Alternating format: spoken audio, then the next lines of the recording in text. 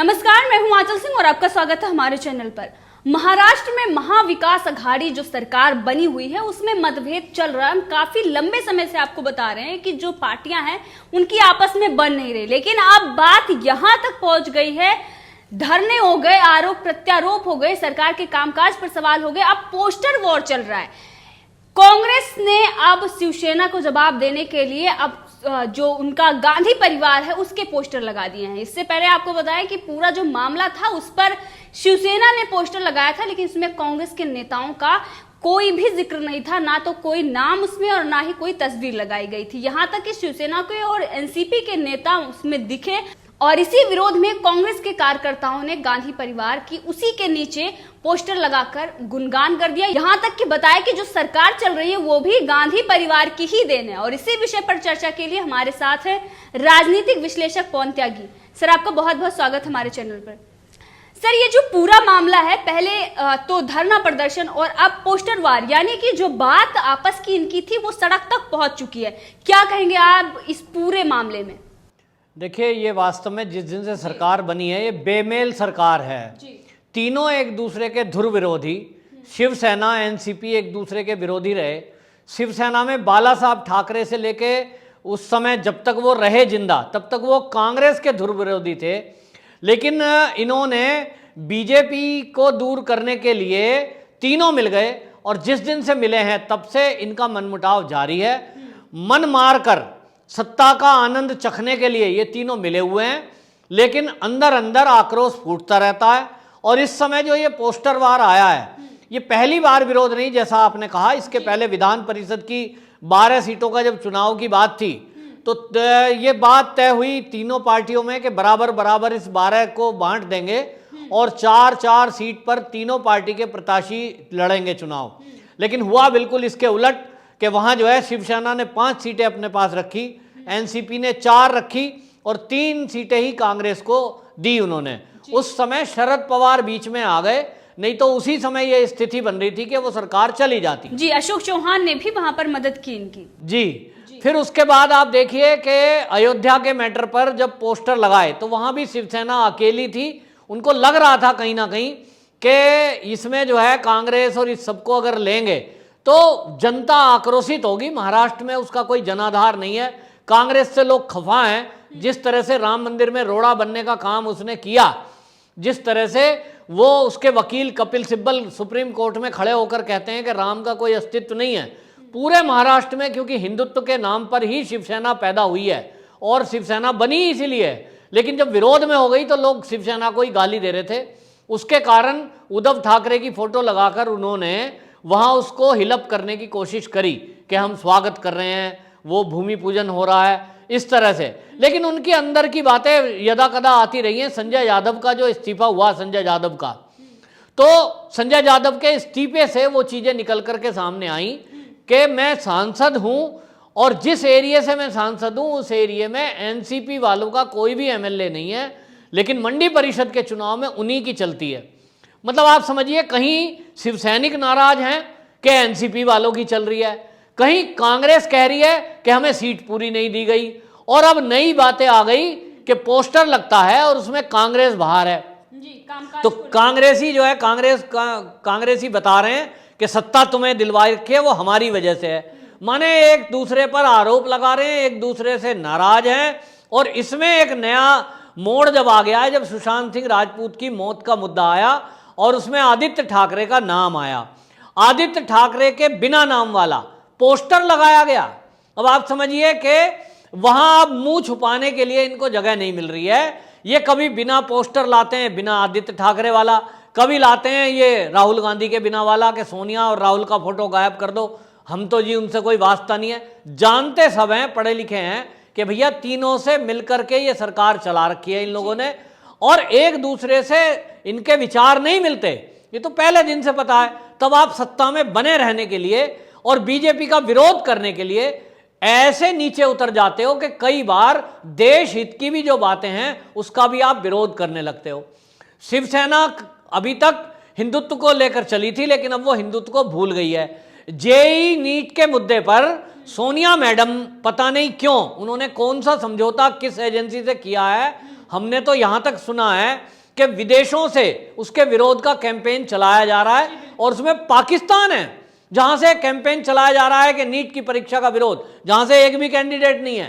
तो मैंने तो पहले भी एक टीवी डिबेट में कहा है, क्योंकि ये जो है पूरा एक नेक्सस है, अरबों रुपए का व्यापार है कोचिंग सेंटरों का, और इन्हीं लोगों ने, ये कांग्रेस ने शायद ये ठेका ले लिया कि हम ये चुनाव रद्द कराएंगे, लेकिन ये कांग्रेस जानती नहीं है कि गरीब परिवार के, आम परिवारों के बच्चों के लिए ये कितनी बड़ी मार होगी कि अगर ये परीक्षा टलती है, क्योंकि परीक्षा टलने से वो परीक्षा आगे चली जाएगी और फिर बच्चों को दोबारा कोचिंग करनी पड़ेगी। लाखों रुपए का अरेंजमेंट कोचिंग में करना पड़ता है। ये इनको गरीबों से कोई लेना देना नहीं है, आम आदमी से कोई लेना देना नहीं है। कोचिंग सेंटरों के संचालकों को लेकर सोनिया मैडम मीटिंग करती है वीडियो कॉन्फ्रेंसिंग के जरिए, और उद्धव जी उसमें बैठ जाते हैं और फिर विरोध करते हैं। मतलब आप समझिए कि सोनिया मैडम उद्धव सरकार को डायरेक्शन दे रही है और उद्धव उसके कहने से चल रहे हैं। तो एक तरह से अपना पूरा ये भूल चुके हैं कि देश हित क्या है, अपना एजेंडा शिवसेना वाले भूल चुके हैं, हिंदुत्व की बात को छोड़ चुके हैं। अब केवल इन्हें सोनिया माता जी समझ में आती हैं, सोनिया माता के कहने से चलते हैं। कभी कभी भूल जाते हैं, पता नहीं कौन पोस्टर निकाल देता है, तो वो पोस्टर वॉर भी अब इनका सामने आ गया कि पोस्टर लगाया इन्होंने ये दिखाने के लिए कि हम कांग्रेस से अलग हैं, लेकिन कांग्रेसियों ने इनको इनकी औकात दिखा दी कि बेटा तुम जो मुख्यमंत्री बने बैठे हो हमारी वजह से हो। तो ये असली बात यह है कि अंदर का दुख सामने आता है, आज नहीं तो कल ये इस स्तर पे पहुंच जाएगा। आप देखना 2-4 महीने में ये आपस में लड़ेंगे और फिर आपस में एक दूसरे पे आरोप लगाएंगे। सरकार इनकी गिरनी तय है, बस समय बीत रहा है। ये कोई ना कोई मुद्दे पर अपने आप ही यहां सत्ता से बेदखल हो जाएंगे। सर वहीं दूसरी तरफ अगर देखें तो सामना में जो संजय राउत ने लिखा है, उन 23 नेताओं पर उन्होंने निशाना साधा है जिन्होंने सोनिया गांधी को पत्र लिखा था, और राहुल गांधी के लिए काफी हमदर्दी भी दिखाई है।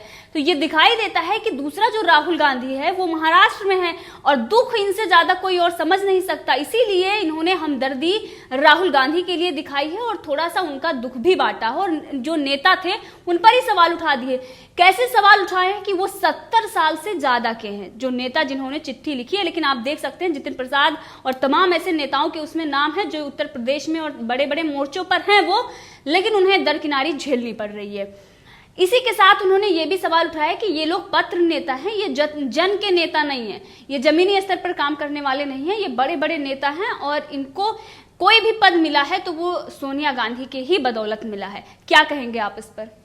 देखिए, संजय राउत की बात पे मुझे हंसी आती है कि वो जो है आज राहुल गांधी को इतना महान बता रहे हैं कि उन्होंने ये कह दिया कि ये जो 23 लीडर हैं पत्र लिखने वाले, इसमें एक भी ऐसा नहीं है कि जो इतना काबिल हो कि वो नेतृत्व कर सके कांग्रेस का। जब वो ये कह रहे हैं कि हाँ अच्छा है कि कांग्रेस के गांधी परिवार का कोई बाहर का आए, लेकिन इन 23 में कोई काबिल नहीं है। किसको काबिल मान रहे हैं? राहुल गांधी को। राहुल गांधी के अंदर क्या काबिलियत है संजय राउत जरा बताएं।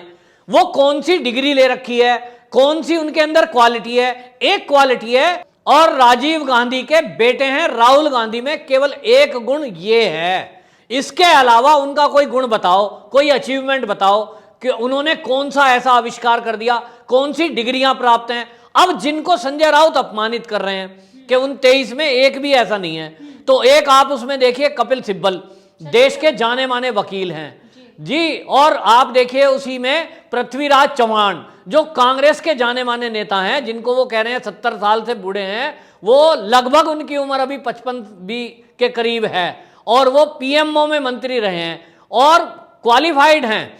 इसी तरह उसमें जो 23 लीडर हैं उसमें युवा नेताओं की भी उसमें सिग्नेचर हैं। उनको 23 में कोई भी काबिल नहीं लगा।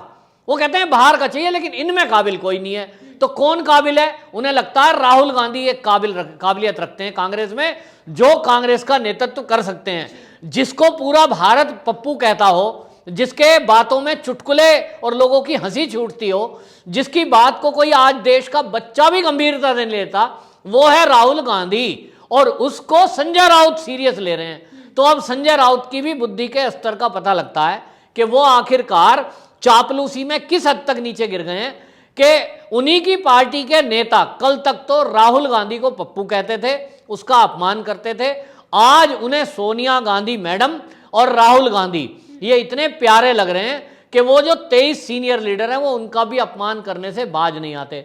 असल में संजय राउत का क्या है, वो बोलते कुछ हैं, उन्हीं के बड़पोलेपन के कारण आधे झगड़े महाराष्ट्र सरकार में उन्हीं की बोली के ऊपर है, उनको पता ही नहीं कहना क्या है, तो वो कब किसका अपमान कर देंगे। कभी वो प्रधानमंत्री पे सवाल उठा देंगे, कभी वो देश के गृह मंत्री पे सवाल उठा देंगे, वो राम मंदिर के भी विरोध में बोल जाएंगे। देश हित की बात कोई भी होगी, अब वो साथ खड़े दिखाई नहीं देते। संजय राउत जिनका शिवसेना में जन्म ही हिंदुत्व के और राष्ट्र के मुद्दे पर हुआ था, वो अब चाटुकार चापलूस बन गए केवल कांग्रेस के, और कांग्रेस में भी सब कांग्रेस के नहीं, पार्टी के नहीं, केवल गांधी परिवार के। गांधी परिवार की चाटुकारिता करने का काम संजय राउत कर रहे हैं। शायद वो ये रास्ता तलाश रहे होंगे कि कल को अगर शिवसेना से मुझे बाहर कर दिया जाए, क्योंकि उन्हीं की वजह से बीजेपी और शिवसेना का वर्षों पुराना नाता टूटा था, तो जब उस समय आवाज उठी थी कि यार संजय राउत को ही बाहर करो, ये संजय राउत अगर बाहर कर दिए गए तो वो चाटुकारिता चापलूसी करके कांग्रेस में अपनी जगह तलाश रहे होंगे कि ताकि उन्हें वहां कोई बड़ा पद मिल जाए। जी बिल्कुल, और संजय राउत का जो दुख है हम समझ भी सकते हैं, क्योंकि उद्धव ठाकरे और आदित्य ठाकरे की जो स्थिति है वही राहुल गांधी और सोनिया गांधी की है। तो इसीलिए संजय राउत इतनी मेहरबानी राहुल गांधी पर दिखा रहे हैं और उन नेताओं पर निशाना साध रहे हैं जिन्होंने कांग्रेस के नेतृत्व पर सवाल उठाया था। और वहीं पर जो महाराष्ट्र में कांग्रेस और शिवसेना में घमासान चल रही है, जो पोस्टर वॉर चल रहा है और लगातार उनके विधायक उनसे टूट रहे हैं, ये सारी चीजें दिखाती हैं कि जल्द आने वाले दिनों में ही महाराष्ट्र सरकार की जो अंतर कला है उसी के चलते सरकार गिरेगी। सर, आपका बहुत बहुत धन्यवाद हमसे जुड़ने के लिए।